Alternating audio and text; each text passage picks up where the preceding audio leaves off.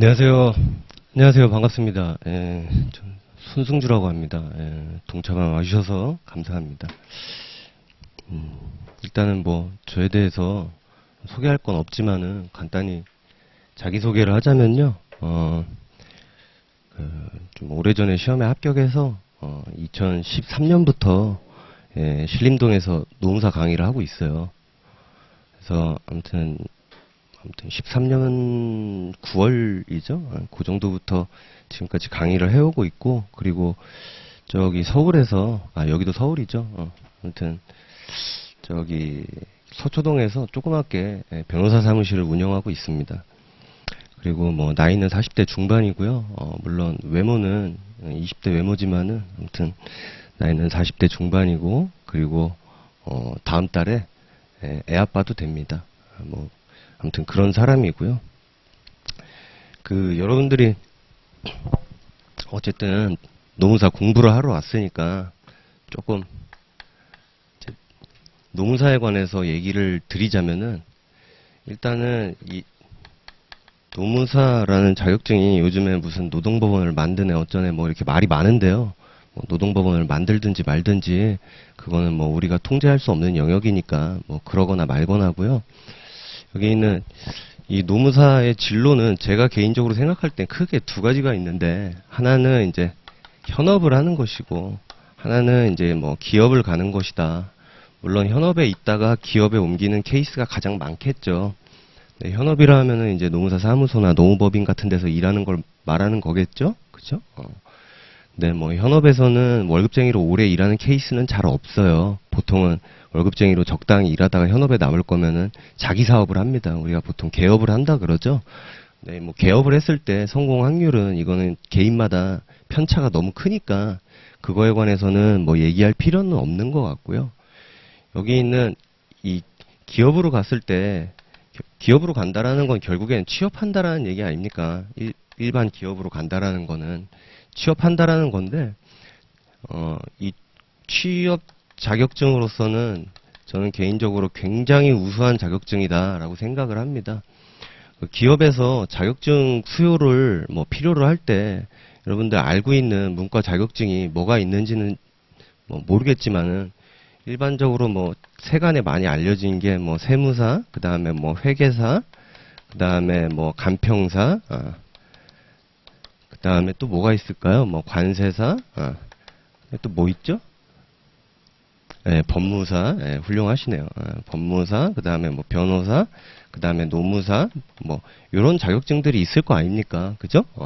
요런 자격증들이 있을 텐데, 기업에서 필요로 하는 수요가 여기 있는 세무사, 회계사, 간평사, 관세사, 법무사 이런 자격증들이 기업에서 필요로 하는 숫자가 없는 건 아니지만은 그렇게 많지 않아요. 여러분들 뭐 채용 사이트 흔히 알려져 있는 워크넷, 사람인 아니면 뭐 다양한 사이트가 있겠죠. 그런데 들어가 보면은 기업 채용과 관련된 자격증으로서는 여기 있는 변호사랑 노무사가 투탑입니다.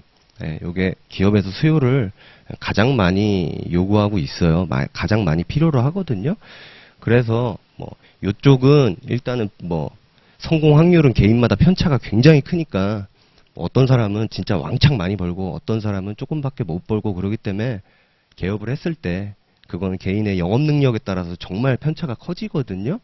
어떤 사람은 1년에 몇 억씩도 벌고, 몇 억이 아니라 여러분들 믿거나 말거나 하는데 연애에 뭐 5억 10억 버는 그런 친구들도 당연히 있어요. 근데 누구나 그렇게 버는 건 아니기 때문에 그거를 스탠다드한 케이스로 말씀드리기는 어렵고, 이쪽 자격증으로는 굉장히 좋은 자격증이다 라는 거를 말씀드리고 싶고요. 그래서 여러분들이 이 자격증이 요즘에 취업하기 굉장히 어렵지 않습니까? 저도 뭐 여러분들랑 비교를 하자면은 어떻게 보면 기성세대일지도 모르죠. 기성세대일 것 같은데, 이 기성세대들보다 요즘에 젊으신 분들은 취업하기가 정말 어려운 시대라고 생각이 드는데, 하여간 요런 자격증은 여러분들이 정말 취업하기 좋은 자격증이거든요. 근데 그 말인즉슨 뭐냐, 여러분들도 그런 분들이겠죠. 그런 분들일 텐데, 이 취업 자격증으로 되게 괜찮다 보니까 많이 유입이 돼요. 이쪽에 공부를 하겠다고 수험시장에. 많이 유입이 되는데 그 말인즉슨 경쟁이 치열하다라는 얘기입니다. 경쟁이 치열하기 때문에 여러분들 공부를 정말 열심히 해주셔야 돼요. 저는 어쨌든 과거에 오래된 일이긴 하지만 저는 어쨌든 이 시험에서 1등을 해본 사람이잖아요. 1등을 해본 사람인데 저 때 3,500명 중에 1등 하는 것과 지금 7,000명 중에 1등을 하는 거는 그래도 좀 다르지 않을까라는 생각이 들어요. 물론 그렇다고 저랑 경쟁했던 친구들이 바보냐 그런 얘기는 아니고요. 다 훌륭한 친구들이었는데 훌륭한 경쟁자들이었는데 어쨌든 지금은 그때보다 더 치열하다. 그래서 여러분들이 이렇게 좋은 자격증을 취득하기 위해서는 열심히 하셔야 된다라는 얘기를 먼저 드리고 싶어요. 자, 그래서 여기 있는 이제 좀 공부 얘기로 좀 넘어가자면요. 여러분들이 만약에 정규 쿼리를 그동안 따라왔었다. 연기나 혹은 일기, 연기나 혹은 일기 요런 쿼리를 따라왔었다라고 한다면은 지금이라도 늦지 않았으니까 정규 쿼리를 따라가세요. 정규 쿼리를 따라가시는 게 여러분들한테 분명히 더 좋을 겁니다. 만약에 정규 쿼리를 그동안 따라오셨다면은 안 따라오셨다면은 지금 뭐 느닷없이 2기나 혹은 2기나 3기 강의를 듣는다라고 하면은 이건 들어봐야 소용도 없어요. 뭔 얘기인지 알 수도 없고. 근데 그런 게 아니라면은 정규 쿼리를 따라오셨다면은 정규 쿼리를 따라가시는 게 여러분들의 조금이라도 공부에 도움이 될 겁니다. 그거는 확신할 수 있어요. 왜 그러냐면은 여기에서 여기까지 일단은 강의 시수나 그 다음에 모의고사가 정규 쿼리가 월등히 많아요. 더 많은 내용을 설명하고 더 많은 시험을 봐본단 말이에요. 근데 이거는 여러분들도 아시겠지만 8주 강의로 압축이 돼 있지 않습니까? 그러니까는 당연히 설명도 그것보다 압축될 수밖에 없고 당연히 그것보다 모의고사도 월등히 적게 볼 수밖에 없어요. 근데 여기에서 이 1년치 커리큘럼을 8주로 압축한 이 강의랑 그 다음에 이 1년치의 정규 강의랑 똑같은 결과물이 있을 거다라고 생각하면은 그거는 제가 볼 때는 조금 너무 쉽게 생각한 거 아닌가라는 생각이 들고요. 정규 쿼리를 따라오신 분들은 그냥 요거를 지금이라도 늦었다라고 생각하지 마시고 요걸로 돌아가시기를 바라고요. 자, 어쨌든 요거는 정규 쿼리 따라가신 분들한테만 해당되는 얘기입니다. 그리고 여러분들한테 좀 하고 싶은 얘기가 되게 많은데 여러분들 공부 처음 하시는 분들은요. 여기 있는 이 수험 공부에 반드시 필요한 마음가짐이 있어요. 필요한 마음가짐이 있는데 첫 번째 이게 뭐 고시라고 표현해야 될지 뭐 잘은 모르겠지만은 굉장히 힘들거든요. 저는 굉장히 힘들었어요. 물론 보통 사람보다 머리가 나빠서 그런 거겠죠. 제가 개인적으로 부족한 부분이 있어서 힘들었던 게 분명히 있을 텐데 그럼에도 불구하고 이거 굉장히 힘들어요. 보통 사람이라면은 굉장히 힘든데 그러니까 뭐냐면은 남들도 버티거든요. 남들도 버틴다. 남들도 버티고 있기 때문에 그 결론은 나도 버틸 수 있다. 이렇게 가셔야 돼요. 제가 버티니까 나도 버틴다. 쟤는 버티는데 나는 안 버텨. 그러면 당연히 탈락이죠. 다른 선택지가 있을 리가 없어요. 다른 결과물이. 그러니까 남들 버티니까 나도 같이 버틴다. 라고 하면서 여러분들 일단 버티셔야 됩니다. 버티셔야 되고 그리고 두 번째 이건 수험에서 정말 중요한 거거든요. 정말 중요한 건데 이거 정말 미치도록 중요한 거예요. 근데 저도 욕먹기 싫어서 나중에는 이런 얘기를 안 해요. 나중에는 이런 얘기를 안 합니다. 왜냐하면 저도 여러분들 어떤 사람이 욕 듣는 걸 좋아하겠습니까? 연예인들 악플 달리면 자살하고 그러잖아요. 저도 막 악플 달리고 그러는 거 좋아할 리가 없겠죠. 그죠? 저도 평범한 인간이기 때문에 악플 달리는 거 싫어해서 당연히 그냥 내버려 두거든요. 그냥 그러시면서 내버려 두는데 본인이 궁금한 걸 공부하시면 안 돼요. 본인이 궁금한 것들이 되게 많아요. 공부하다 보면은 저도 궁금한 거 되게 많거든요. 궁금한 거 진짜 많아요. 앞으로도 많을 거고 현재도 많고 수험할 때는 더 많았고요. 근데 본인이 궁금한 것을 공부하다가는 시험에 나오는 걸 공부를 안 하게 돼요. 예. 시험에 나오는 걸 공부를 안 하게 되고 본인이 궁금한 거 공부하지 마시고요. 본인이 궁금한 거 공부하지 마시고 알 수 있는 거, 알 수 있는 것, 쉽게 말해서 배운 거 있잖아요. 요걸 공부하시는 거예요. 요런 걸 공부하시는 겁니다. 제가 아주 극단적으로 수준 낮은 예를 하나 들어드릴게요. 아주 극단적으로. 여러분들이 어렸을 때 10대 때 예를 들어서 요런 거를 배워요. 요렇게 써놓고 요거 2차 방정식을 풀으래요. 겪어보셨죠? 안 겪어보신 분 아마 한 분도 없을 겁니다. 그랬더니 선생님이 요렇게 인수분해를 해가지고 얘도 0이고 얘도 0이면은 x는 3 또는 마이너스 1이래요. 그래서 요렇게 곱하기 꼴로 바꿉니다. 요거 인수분해라고 하죠. 식을 곱하기 꼴로 바꾸는 거, 그죠? 요렇게 해갖고 요렇게 푸는 거래요. 그래서 그런가 보다. 그러면서 인수분해를 공부를 합니다. 그죠? 그런데 또 요런 것도 배워요. 요건 인수분해가 대서망정인데 여기 있는 건 요런 것들은 인수분해 되지도 않아요. 인정하시죠? 이런 건 인수분해도 되지 않으니까 또 선생님이 일반적인 파해법을 알려줍니다. 그랬더니 요거를 뭐 증명을 해주던지 말던지 간에 선생님이 뭐 요런 공식을 외우래요.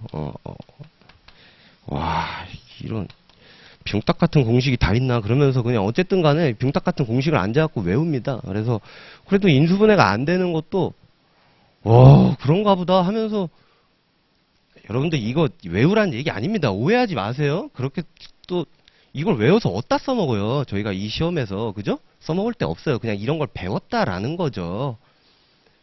배웠어요. 기억이 나던 안 나던 여러분들은 배웠습니다. 틀림없이. 그래서 인수분해가 안 되는 것도 일반적인 파해법을 알려준단 말이에요. 그쵸? 분명히 배웠어. 그랬더니 우와 근데 2차 방정식 끝이 아니래. 뭐 그러면서 막 4차 방정식 5차 방정식 막 이런 걸 알려줘요.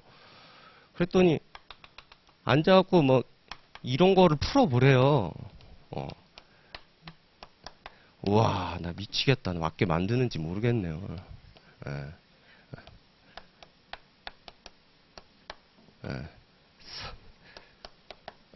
됐다.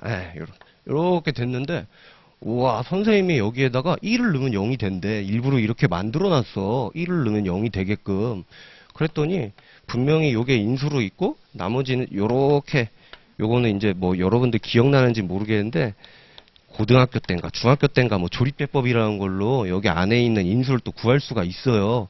그래서 1 넣으면 0이 되게끔 요렇게 수식을 또 인수분해를 할 수 있고 뭐 이런 걸 만들어 줘요. 그래서 인수분해가 되게끔 지금 억지로 만들어 놓은 거예요 선생님이. 그런데 또 학생은 이게 궁금한 거예요. 아니 이렇게 인수분해 되는 거 말고 이렇게 일반적인 파해법을 알려달라 라고 하는데 선생님이 안 알려줘요. 그럼 나는 알겠다. 안 나와요. 인수분해 되는 걸 알려줘요. 문제로 낸단 말이에요. 인수분해 되는 거를. 왜냐하면 일반적인 파해법이 아마 현재까지도 없을 거예요. 저 어렸을 때도 없었지만은 지금도 없지 않겠어요? 인수분해 되는 걸 아니면은 뭐 아닌데 나는 중고등학교 때 수학 잘했는데 라고 하면은 아마 요런 건 보신 적이 있을 거예요. 요런 거.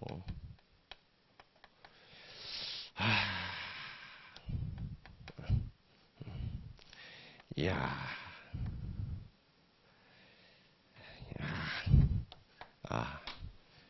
미안합니다. 지금 인수가 안 맞아. 숫자가 안 맞아. 다시 바꿀게요. 3, 2. 요렇게 대칭인 거를 막 선생님이 요렇게 알려줘요. 요렇게 개수가 대칭인 거를. 아니, 요런 거 본 적이 있을 거예요. 근데 현재까지 알려진 거는 요렇게 인수분해가 되거나 아니면 가운데가 대칭인 요런 방정식 파해법이 알려져 있는 거거든요. 다른 방정식의 파해법은 일반적인 파해법은 알려진 적이 없어요. 야, 너 뭐 하는 사람이야?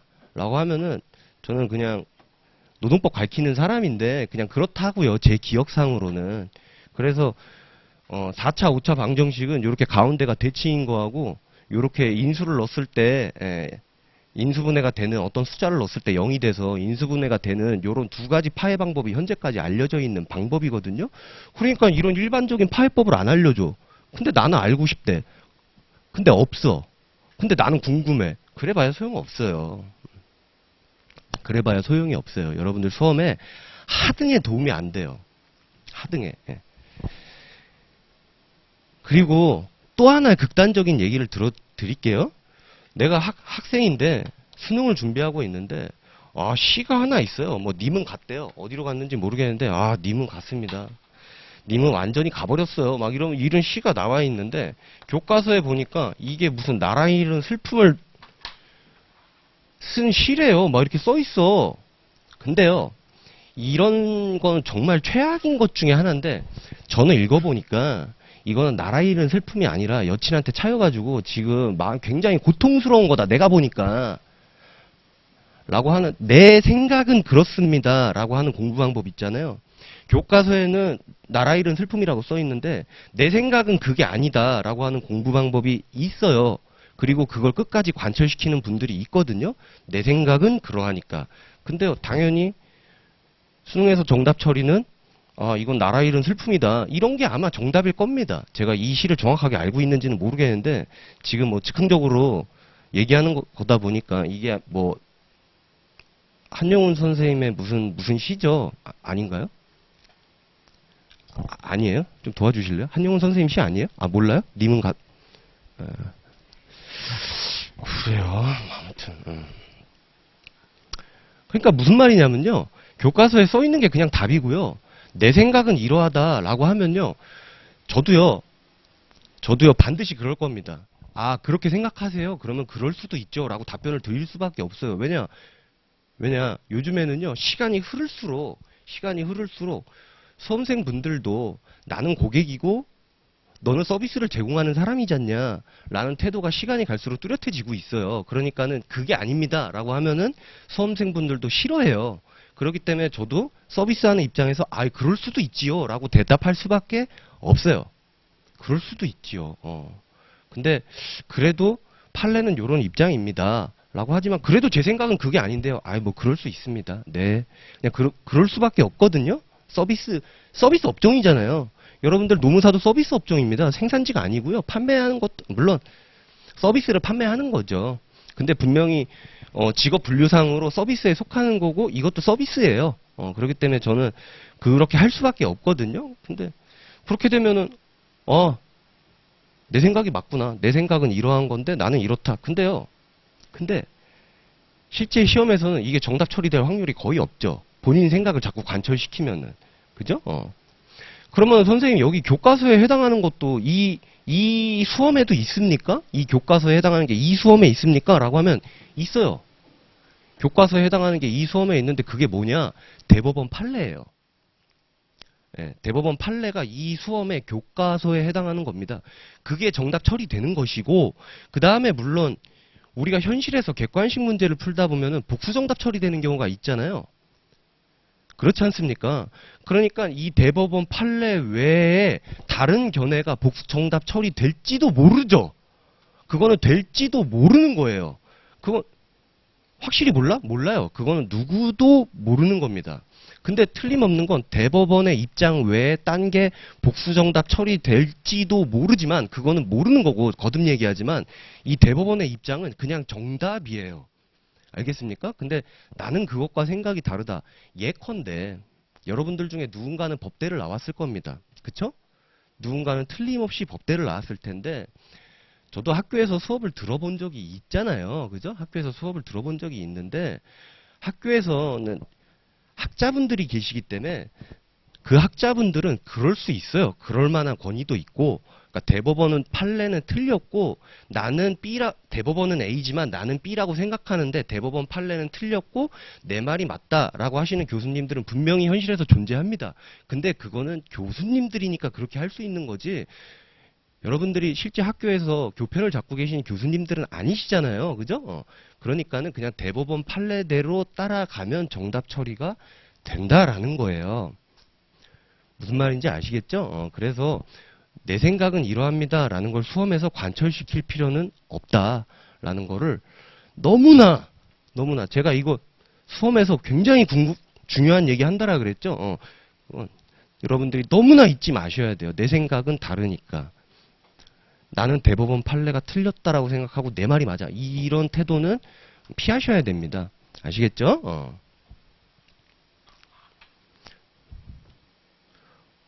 혹시 표정들이 다들 안 좋으신데 화났어요? 아닌데?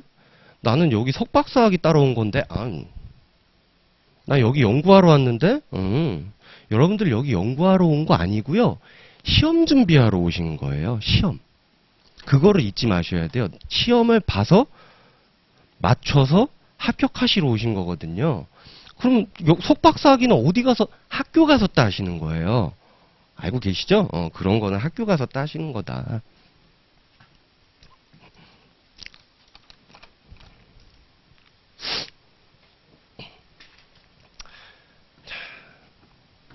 이제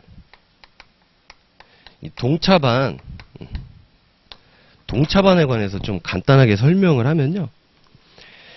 자, 여러분들 강의 기획서 한번 펴보세요.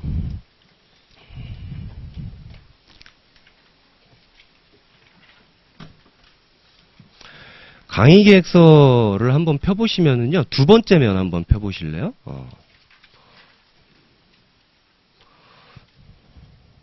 두 번째 면을 한번 펴보시면은, 이제 첫날 OT부터 시작해서, 여덟 번째 날, 부당노동회의까지 이제 강의 기획서가 이렇게 쭉 나와 있는데, 여기 있는 이 강의 기획서 스케줄하고 약간 오차가 발생할 수는 있어요. 저도 인간이다 보니까, 기계처럼 이거를 정확하게 맞출 수는 없거든요. 그래서 약간 오차가 발생할 수 있는데 보시면 아시겠지만 모의고사가 7번이에요. 그죠? 모의고사가 7번인데 모의고사는 9시에 시작하도록 하겠습니다. 오늘은 9시 반에 시작했잖아요. 근데 이게 러닝타임이 8주 동안 너무나 작은 시간이기 때문에 그거 30분이라도 땡겨갖고 러닝타임을 조금 확보하려고 그래요. 그래서 9시에 시작하는 거고요. 9시에. 예.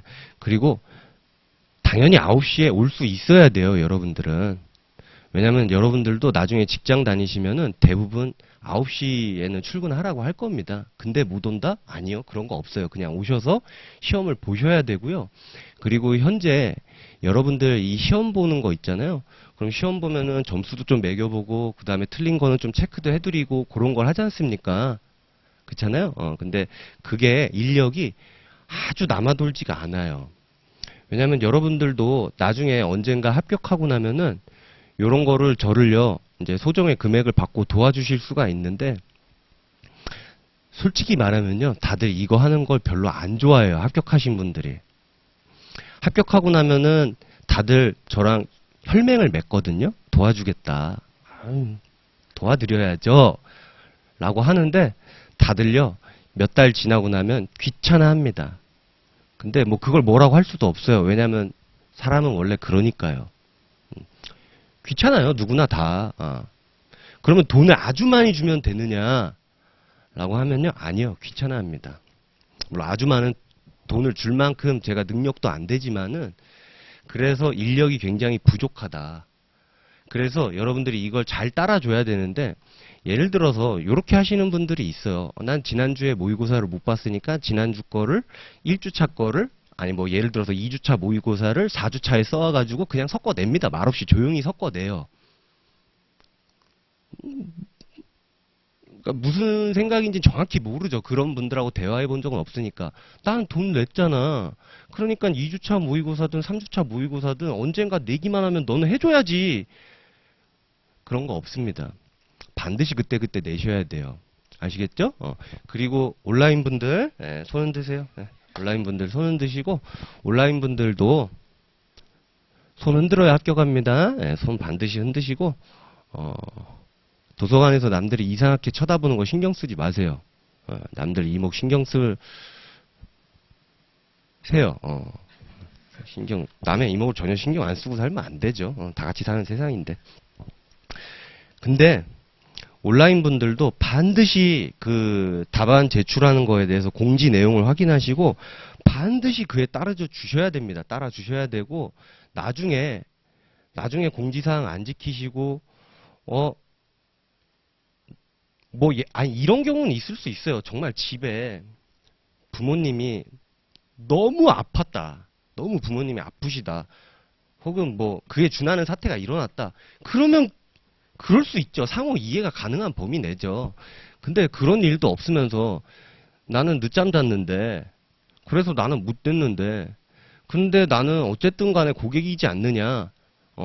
너는 나한테 서비스를 제공하는 사람이니까 그런 거 다 필요 없고 그냥 너는 어쨌든 해. 그러면서 2주차 답안을 5주차 때 슬며시 섞어갖고 냅니다. 그런 거 안 됩니다. 여러분들 절대로. 아시겠죠? 무조건 제 시간에 해주세요. 오히려 그 제 시간에 하는 사람을 바보 만드는 거예요. 그렇게 나중에 뭐 이렇게 저렇게 처리해 달라라고 하는 거는. 그러니까는 공지된 대로 제때 제출해 주시고 그거는 반드시 지켜주시기 바랍니다. 그래서 어쨌든 여러분들하고 이제 9시에 시작할 거고요. 9시에 시작할 거고요. 그 다음에 이 강의 시수가 절대적으로 부족하기 때문에 제가 개인적으로 판단을 해서 그래도 시험에 나올 수 있는 가능성이 좀 있는 것들 위주로 콘텐츠를 구성할 거예요.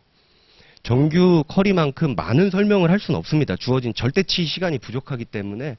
그래서 최대한 출제 가능성이 있는 것들로 모아서 콘텐츠를 이제 설명할 건데, 콘텐츠 설명도 콘텐츠 설명이지만 여러분들 중에는 분명히 단 한 번도 답안 작성을 안 해본 분들이 분명히 계실 거란 말이에요. 분명히 계실 건데 그 답안 작성의 어떤 느낌 혹은 감 이런 거를 얻어내는데도 상당히 시간이 걸립니다.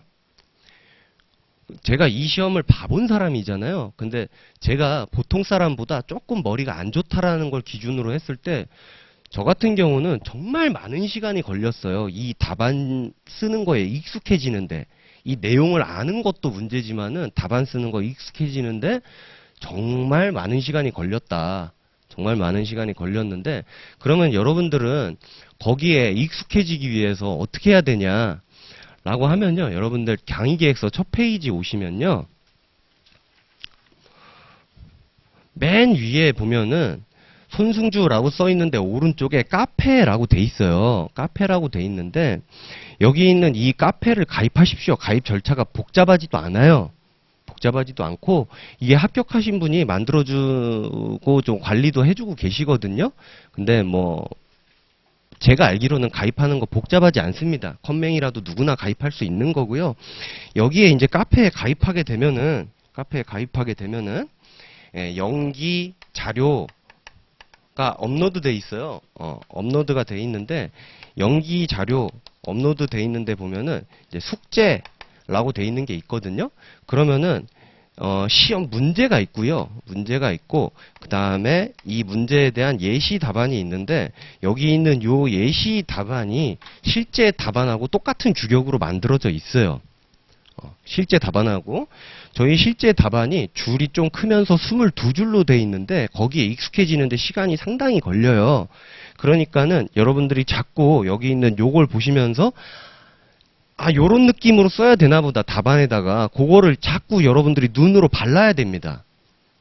눈으로 자꾸 발라야 돼요. 이렇게 저희 사례집도 있지만은 이 사례집은 답안 양식이 아니잖아요. 그렇기 때문에 요게 답안에 들어갈 때는 어떤 모양으로 들어가느냐 이 느낌을 얻는데 시간이 굉장히 오래 걸리거든요. 그래서 그 답안 양식으로 답안 작성한 걸 계속 보셔야 한다. 아시겠죠? 자, 그 다음에 여기 카페에 들어가면은 이제 일기 자료라고 해갖고 일기 자료에 숙제가 있고요. 숙제가 있고 그 다음에 일기 모의 시험이 있어요. 모의 시험이 있는데 이 둘 다 문제와 답안으로 구성되어 있는데 여기 있는 일기 자료까지 여기 있는 1입니다. 일기 자료까지 실제 답안 형식으로 만들어져 있어요. 실제 답안 형식으로 만들어져 있습니다. 그거를 여러분들이 계속 익히셔가지고 답안을 이런 모양으로 만들어야겠구나. 심지어는요 여러분들이 글씨 크기까지도 글씨 크기까지도 저희 시험 답안지에 맞게 좀 적응을 해 나가셔야 돼요. 그 어렸을 때 보면은 0.3mm, 0.4mm 볼펜으로 이쁘게 써야지 라고 하면서 본인만 알아볼 수 있게 콩알같이 글씨 쓰시는 분들이 있어요. 근데 요게 채점하시는 분들이 제 생각에는 최소한 저보다 연배가 있으신 분들이거든요. 눈이 침침해요. 침침하지 않겠습니까? 연배가 있으시기 때문에. 근데 거기에다가 쌀알만한 크기로 써놓고 나는 썼으니까 채점해. 근데 채점을 제대로 못했어요. 안 보여가지고. 그러면 여러분들 어떻게 하실 거예요? 찾아가서 따지실 거예요? 그거는 불가능한 얘기거든요. 불가능한 얘기이기 때문에 글씨 크기도 여러분들이 조절을 하셔야 됩니다. 그래서 여러분들 실제 답안 형식을 보면은요. 한 줄에 25자 정도로 들어가 있어요. 물론 완벽하게 25자는 아니고요. 24자인 줄도 있을 것이고 26자인 줄도 있을 것인데 여러분들이 실제 답안에다가 한 25자 안팎이 될 정도로 여러분들이 글씨 크기를 조절하실 수 있어야 돼요. 그러려면은 그 답안 형식을 계속 보면서 아, 요런 느낌으로 들어가야 되는구나. 그걸 계속 익히셔야 됩니다. 그리고요. 방금 전에 펜 크기도 얘기했지만은 0.3mm 정말 이거 나이 드신 분들한테 고통스러운 글자입니다. 그래서 여러분들 되도록이면은 0.7mm를 여러분들이 사용해 주시기를 권장드려요.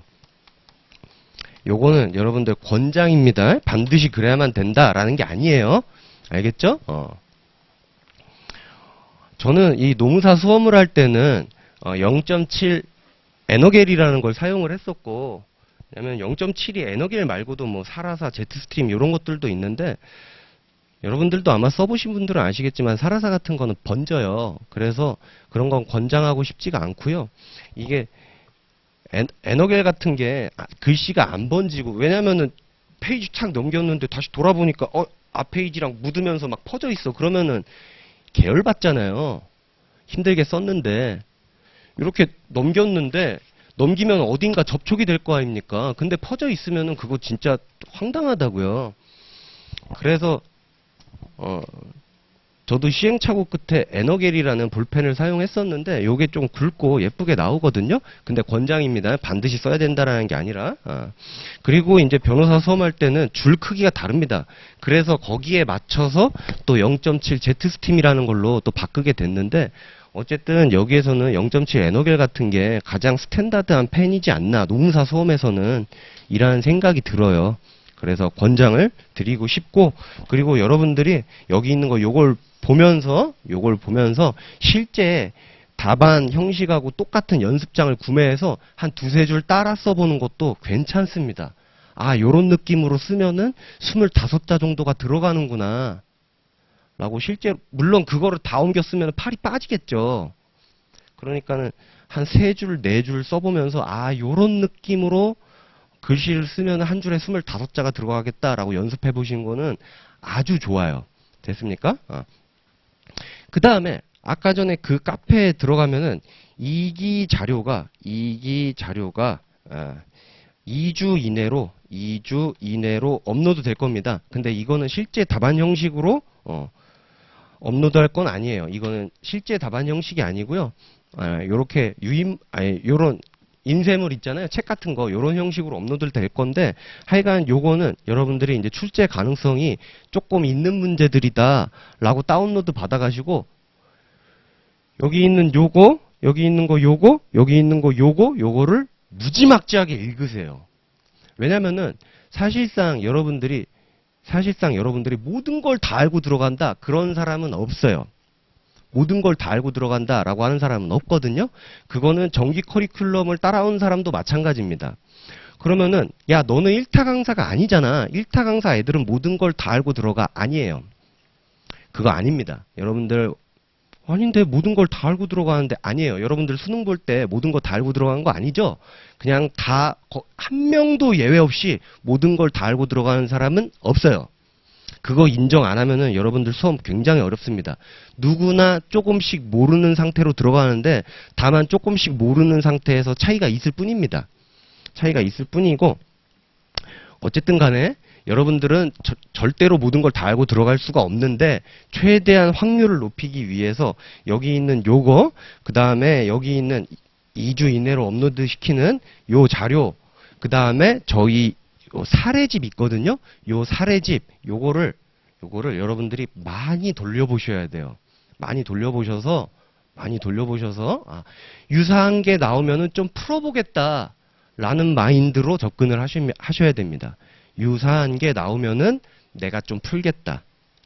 근데 선생님 여기 사례집이 100문제가 넘는데요? 맞아요. 100문제가 넘고 이것도 어마무시한 문제입니다. 어마무시한 문제인데 시험 볼 때까지 이걸 몇 번 볼 수 있을까요? 당연히 한 번 보고 들어가면은 당연히 시험장 가서 보긴 봤지. 보긴 봤지 같은 상대로 보긴 봤는데 그래 봤지. 그냥 계속 봤지만 하고 있는 거예요. 그래서 한 번 봐서는 절대로 시험장 가서 쓸 수는 없어요. 한 번 봐서는. 그러니까 당연히 많이 봐야 되는데 이게 읽어봐서 나 무슨 말인지 알 것 같아랑 실제로 쓰는 거는 다르거든요. 읽어봐서 무슨 말인지 알 것 같은 정도는 못 써요. 그렇기 때문에 아주 많이 봐야 되거든요. 그나마 확률을 좀 높이려면은. 그래서 많이 보셔야 된다. 자, 다시 한번. 이게 여러분들의 미션입니다. 여기 있는 요거 있잖아요. 여기 있는 요거, 그 다음에 여기 있는 거 요거, 그 다음에 여기 있는 거 요거, 요거, 그 다음에 이제 사례집. 선생님, 서브노트는요, 서브노트는 설명할 때 설명할 거고요. 여러분들은 요거를 많이 보셔가지고, 이 중에서 걸려라. 라고 하면은, 시험장에 가면 실제로 몇 문제가 걸릴 겁니다. 실제로 몇 문제가 걸릴 거예요. 알겠죠? 근데 여기에서 이제 답안 쓰는 감각을 익혀가지고, 만약에, 서브에는 있는데, 여기에는 없었어. 왜냐면은, 모든 판례를 다 문제화해서 볼 수는 없거든요. 모든 판례를. 왜냐면 판례가 100개 있는 게 아니잖아요. 판례가 100개 있는 게 아니기 때문에 판례가 200개인지 혹은 그 이상인지 세본 적은 저도 없어요. 왜냐면 그거 세본다라는 건 한심한 짓이니까. 근데 여기에서 답안 작성하는 감각을 익혀서 서브에는 있는데 나는 그 답안 작성을 익힌 감각으로 서브에 있는 것까지 응용해서 실제 시험에서 답안 작성이 가능하다. 여기에는 없었지만 그러면은 정말 대박인 거죠. 그러면은 정말 대박인 거예요. 근데 뭐 그런 대박이 쉽게 일어날지는 뭐 그건 알 수가 없는 거죠. 그런 대박이 쉽게 일어날지는 뭐 개인차도 있을 거고. 하여간 그렇고요. 그래서 여러분들은 여기 있는 요 미션을 수행하셔야 되고, 그리고 정규 컬이 3기가 끝나고 나면은 3기는 8월 초에 끝납니다. 8월 초에 끝나거든요. 이 8월 초에 끝나면은 당연히 3기 모고도 카페에 업로드 할 거예요. 카페 3기 모고도 업로드 할 건데, 나는 요거까지도 이거를 벌써 나는 달달달달 다 외웠다. 구구단보다 외우기가 쉽더라. 나는 요거까지도 할 수 있다. 라고 하시면은 한번 해보셔도 됩니다. 한번. 근데 여기 3기 모고가 36문제가 업로드 될 거예요. 근데 여러분들 이제 물론 당연히 이 중에는 중복되는 것도 있습니다. 당연히 중복되는 것들이 있는데 제가 개인적으로 중복되는 것들은 중요하니까 중복을 하겠죠. 근데 뭐 중복이 되든 아니면 새로운 것이든 나는 그래도 한번 읽어보겠다라고 한다면은 그건 여러분들 개인의 선택에 맡기도록 하겠습니다. 요건 개인의 선택에 맡기도록 하고, 여러분들은 하여간 최소한 요 정도만 달달달달달달달 보고 가시면은 실제 시험에서 몇 문제 걸리긴 합니다. 알겠죠? 자, 겁내지 마시고 남들도 힘들다고 아까 전에 말씀드렸잖아요. 네. 그리고 중요한 거는 남들이 뭐 2년 3년 걸려서 따는 자격증을 취업에 있어서 제가 정말 좋은 자격증이라고 말씀드렸잖아요. 그런 괜찮은 자격증을 내가 한 3달 만에 따겠다라고 하는 그런 사람이 가능한지 뭐 혹은 있는지 뭐 그거는 조금 의문이긴 합니다만은, 근데 나는 어쨌건 간에 최선을 다해서 도전하겠다라는 자세가 필요합니다. 그리고 여러분들이 떨어졌을 때 어떻게 떨어져야 되냐면요. 예를 들어서 60점이 합격선이다 라고 한다면은 나는 이번에 50점으로 붙었던 게 아니죠. 50점으로 떨어졌다 라고 하면은 그건 큰 의미가 없어요. 그건 진짜 의미가 없는 겁니다. 여러분들은 떨어지더라도 그래도 소수점 차이로 떨어졌다. 소수점 차이로 떨어졌다. 그러면은 내년에는 합격 확률이 정말 높은 겁니다. 예. 내년에는 합격 확률이 정말 높은 거예요. 근데 이렇게 한 10점 차이 정도로 떨어졌다라고 하면요. 사실은 큰 의미가 없었던 겁니다. 올해 공부했던 게. 예. 올해 남은 몇 달 동안 공부하는 게. 그러니까는 정말 최선을 다해서 여러분들이 소수점 따위로 떨어지면은 내년에는 기대해 볼 수 있는 거예요. 그래 잘하는 애들 빠져나갔고 이제는 나한테도 기회가 돌아왔어. 라는 거죠. 그래서 최선을 다해서 만약에 떨어지더라도 붙으면은 너무 좋겠지만 떨어지더라도 소수점 차이로 떨어지는 게 여러분들의 마음속에 굉장히 큰 안정감을 줄 겁니다. 내년에는 내 차례야 라는. 알겠죠? 그래서 떨어지더라도 소수점 차이로 떨어질 수 있게끔 최선을 다해 주셔라. 그 말씀 꼭 드리고 싶어요. 자, 아무튼 여러분들하고 OT는 요 정도로 하고요. 요 정도로 하고 이제는 이제 강의를 진행을 해야죠. 진짜 강의를 진행을 해야 되는데 요거 좀 지울게요. 요거 좀 지우는데 오래 안 걸려요. 금방 지워요.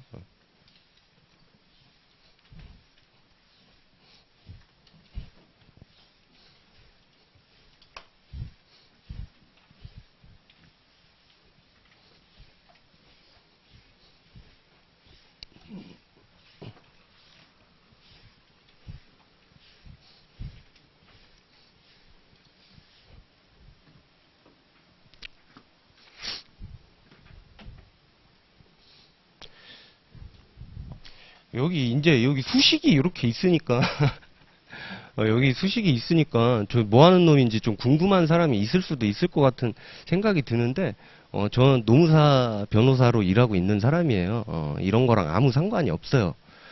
근데 뭐 야 4차 방정식, 5차 방정식을 왜 아직까지 기억하냐라고 하면은 제가 옛날에 어렸을 때 과외를 많이 했었어요. 돈이 없으니까 그런 거죠. 뭐 물론 뭐 공장에서 일도 해보고 뭐 다양한 일 많이 해봤는데 과외를 많이 해서 그냥 이렇게 기억에 남는 거예요. 근데 제가요, 저는 멍청하거든요. 저는 굉장히 멍청한데 남들은 잘 가르쳐요. 나는 멍청하지만 남은 잘 가르친다. 요거는 요런 자부심은 있거든요. 저는 멍청하지만 그래서 저한테 그 수학 과외 받은 친구들이 물론 저는 근처에도 못 가봤지만 뭐 포항공대나 카이스트나 뭐 서울대 이과계열 그런데 합격한 친구들도 꽤 돼요. 그러니까는 저는 멍청한데 남은 잘 가르친다. 그러니까는 가르치는 거는 걱정하지 마라. 물론 야 걔네들 데리고 와봐. 물론 못 데리고 옵니다. 연락도 안 할 뿐더러 못 데리고 오는데 남은 잘 가르친다. 아무튼 각설하고 노동법을 배우기 전에 일단은 법학 답안을 어떻게 써야 되느냐 이런 거는 사실 연기에서는 하지도 않는 거거든요. 연기에서는 하지도 않는 건데 여러분들한테는 노동법 컨텐츠도 필요하지만 법학 답안을 어떻게 작성하는지도 조금 알아야 되잖아요. 그러니까는 자 일단은 1번 거시적으로 개괄적으로 이런 과정을 거치게 됩니다.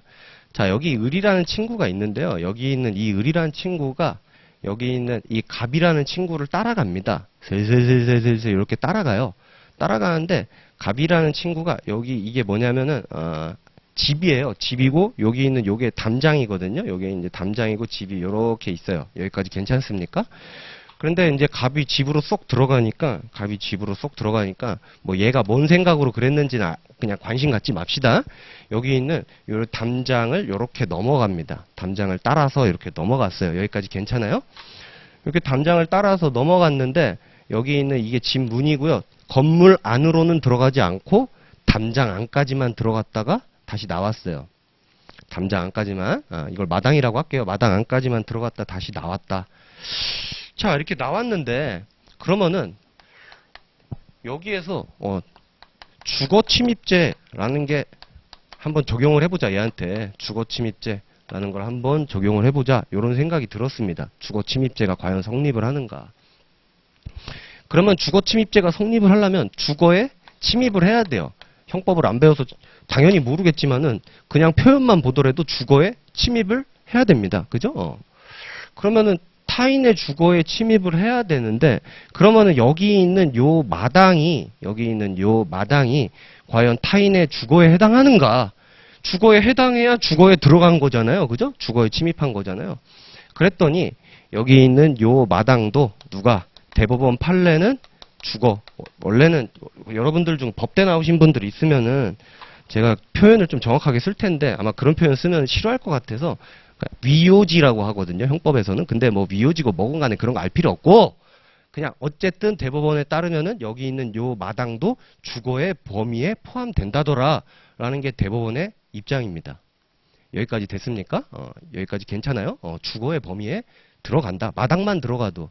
심지어는 여러분들 뭐 원룸에 사는데 예를 들어서 원룸에 문이 있잖아요. 내 집에. 문 안으로 들어가야 주거 침입인가? 아니면은 거기에 있는 복도까지만 따라가도 그것도 주거의 범위에 포함되는가? 복도도 포함이 된다. 라는 게 대법원의 입장이에요. 그러니까 남의 집 함부로 따라가고 스토킹 짓 하면 안 된다라는 거죠.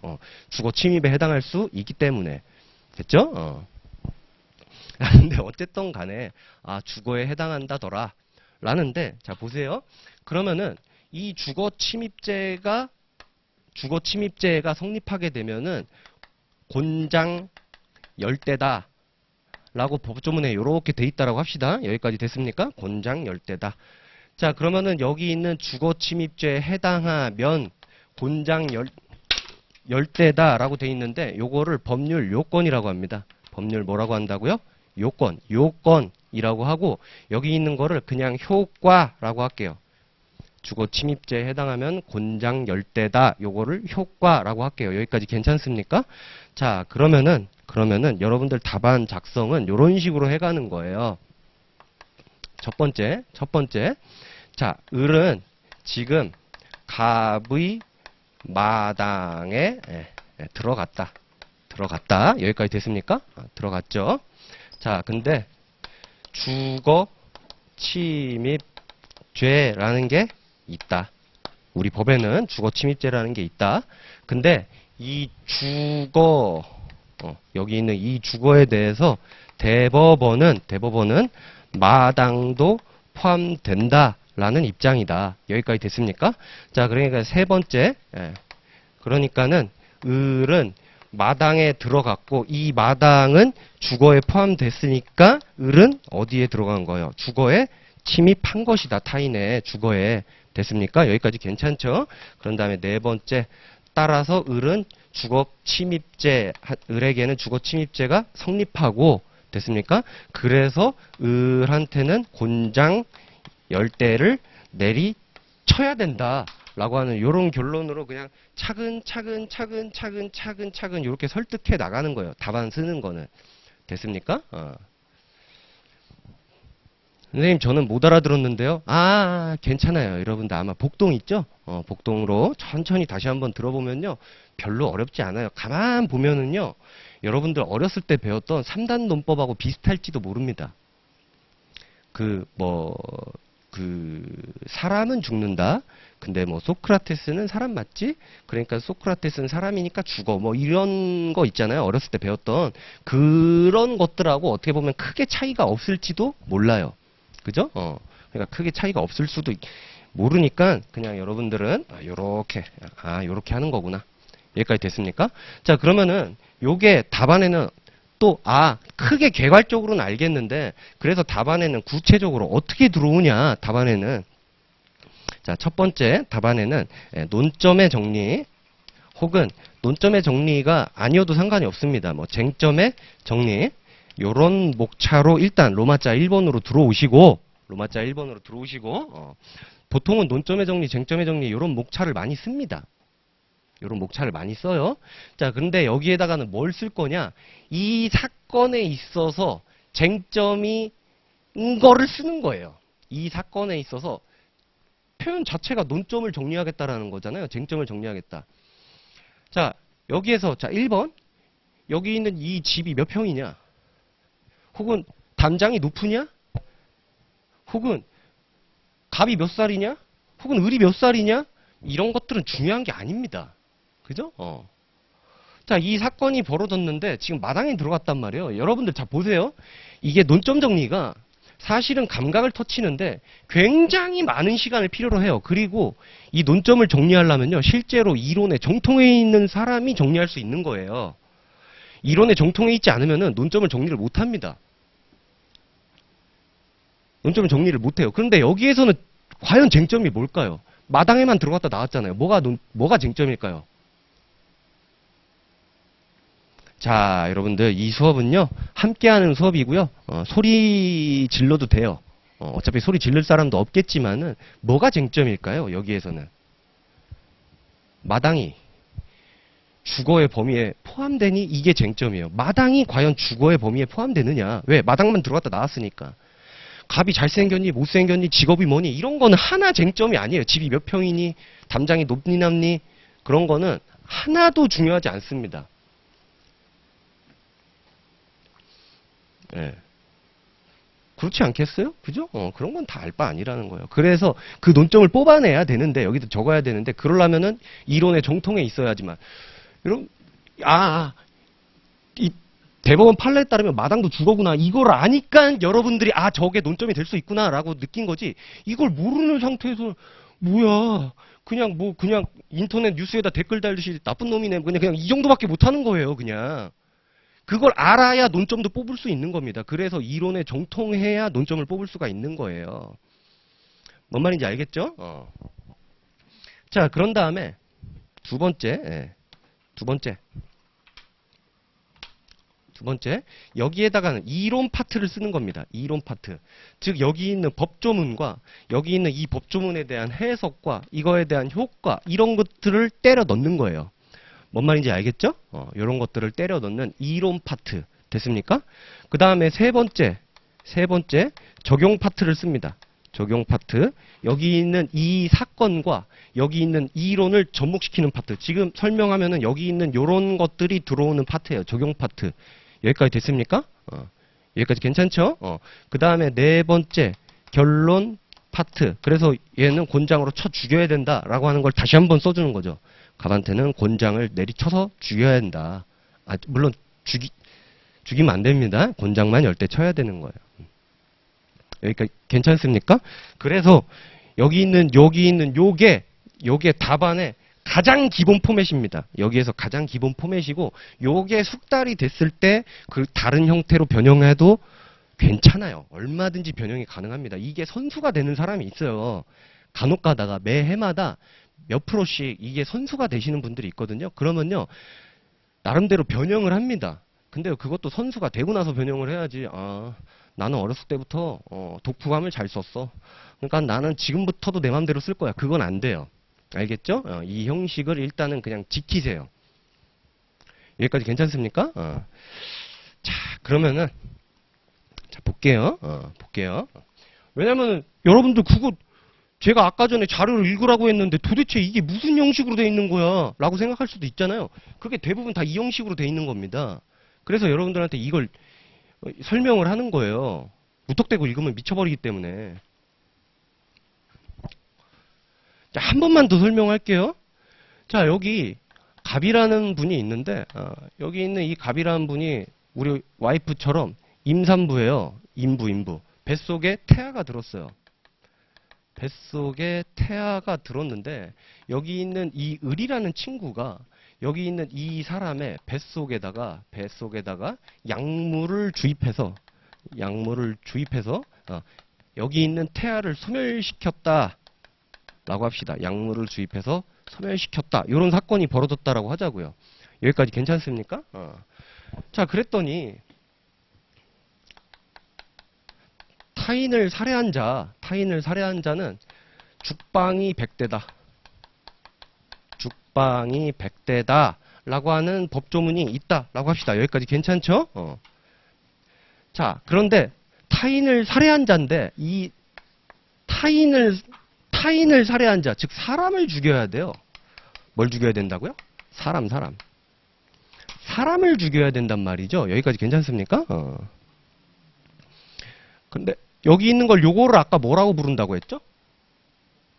법률? 요건. 그 다음에 여기 있는 거 요거 뭐라고 그랬어요? 효과라고 했었죠. 여기까지 괜찮죠? 그러면은 사람을 죽였는가가 제가 지금 또 문제가 되겠죠.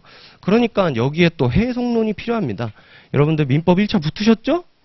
그러면은 태아의 경우 언제부터 사람으로 보게 됩니까?